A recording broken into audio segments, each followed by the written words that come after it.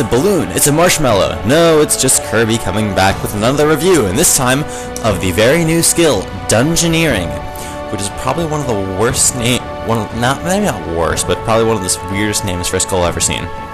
Anyway, I'm not going to go about explaining everything about how the skill works, because the skill is way too freaking complex for that, and also, I want to try to keep this within one video, but I'm not really sure whether that's going to work.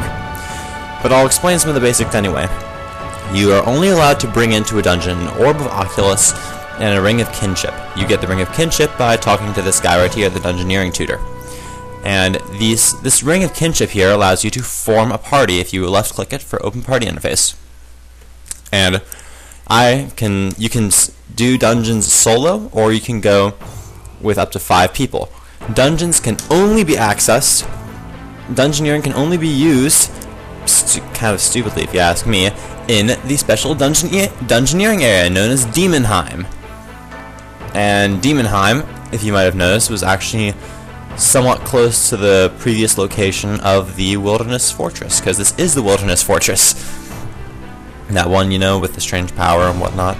Yeah, well, anyway, you can only do Dungeoneering in Demonheim, but basically, if you've played WoW, it's pretty similar to instance running. It's a mixture of instance running and ceiling creation, and that is why I like it. There are different floors you can go on. There are a total of 35 floors, but I'm just going to do a floor 2 one for ease of access of managing to get through this on my own. Because I'm not going to have another raid right now, or else another person in my raid, or else things are going to get a bit screwed up. And you can have 6 complexities. They'll affect how much experience that you get from how much Dungeoneering experience you get, because you get Dungeoneering experience by completing raids, and only by completing raids. And there are 6 complexities. You have to start out with complexity 1 until you unlock all of them by going to the next one. And these 6 complexities means that different things that are available in each dungeon. You can see right now, complexity 1 is combat, 2 adds cooking, firemaking, woodcutting, fishing, and so on and so forth. And yes, there's both creating weapons and creating armor, but this is nothing like trying to smith normal armor and okay, maybe it is, but it's not. The armor and weapons are completely different. And you can also bind an item to yourself. Whenever you're in the dungeon, you randomly... Okay, I'm just gonna start this right now because I'm babbling on and you probably will not have a whole lot of an idea what I'm talking about. For the sake of having a not too long video, I'll do complexity 2, floor 2. Now, you have to have a party form before you enter a dungeon, and if you have multiple people, you can share experience with everyone else in your party. Me, I'm going alone. But you can also have larger difficulties, and also just larger dungeons, period. But for some reason that's never allowed whenever you're doing solo. Anyway, different complexities mean you start out with different things in your inventory. Complexity 1, you have all of the armor and weapons in your inventory that you would probably need. And this is complexity 2, so then that's about the same thing. My favorite complexities are 5 and 6 because you have to use just about every skill in the entire game here.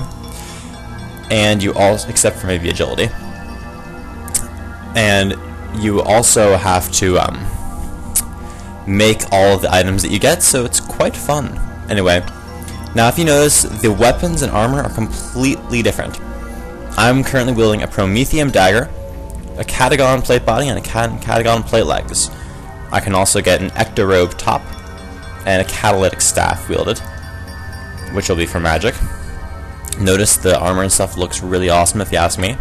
And then I can wear ranger stuff with Catagon arrows, with Stega leather, and with a corpse thorn longbow. And that thing also looks awesome. There's also the Catagon rapier and the Catagon battle axe. And me, I like starting with Catagon. Basically melee stuff, but I have my bound Prometheum dagger.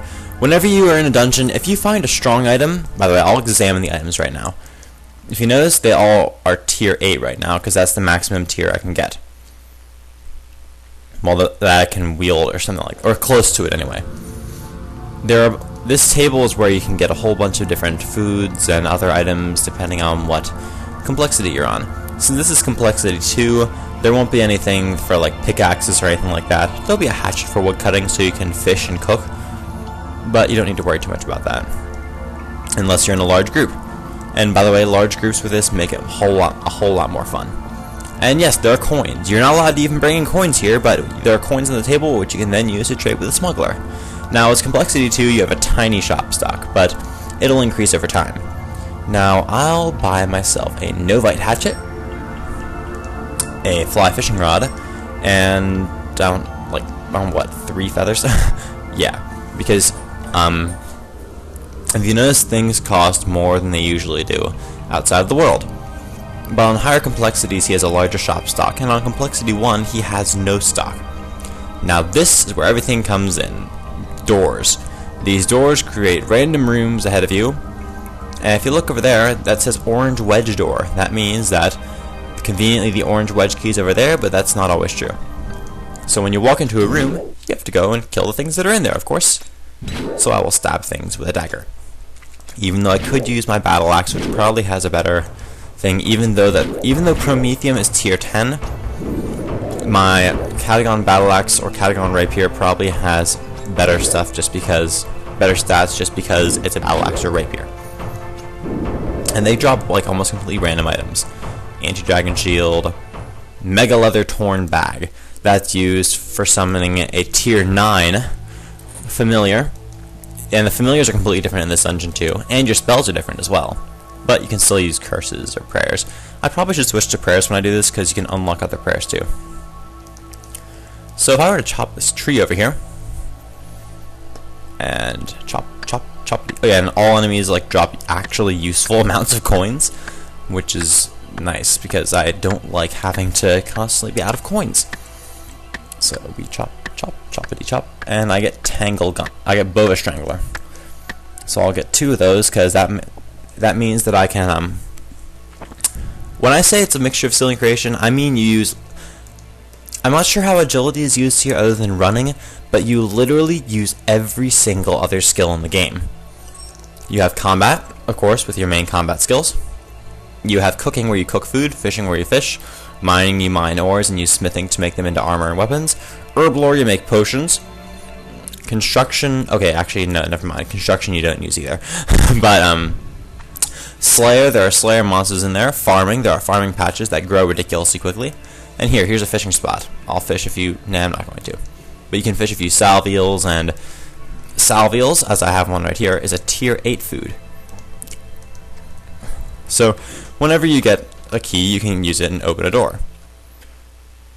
And, okay, I was about to say, is that the boss? No. And each room, there will usually be a number of rooms, but then eventually there will be a boss room. And what do you do in this boss room? Of course, you kill the boss. And hey, look, an orange crescent key. There are different colors and different shapes of keys, which means that for later floors and larger dungeons, there will be plenty of keys to go around. And also, you can't really see this with one person, but you can also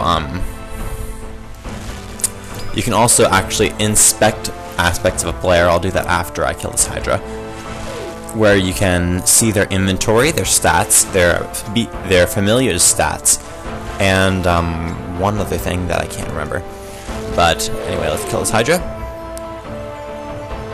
Okay, I guess I can't look at my own inventory. Oh yeah, you can also see the equipment they're wearing.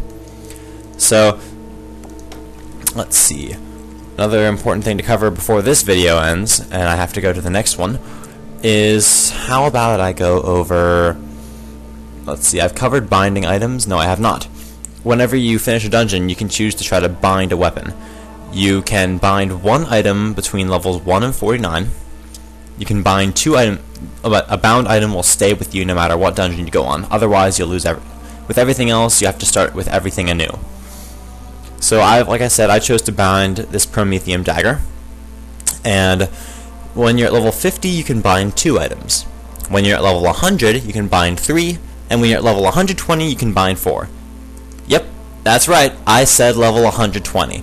This skill goes up farther than 99. Fuck yeah, 100 fucking 20. Oh, I should bind these Catagon arrows. It's always nice to bind some stuff.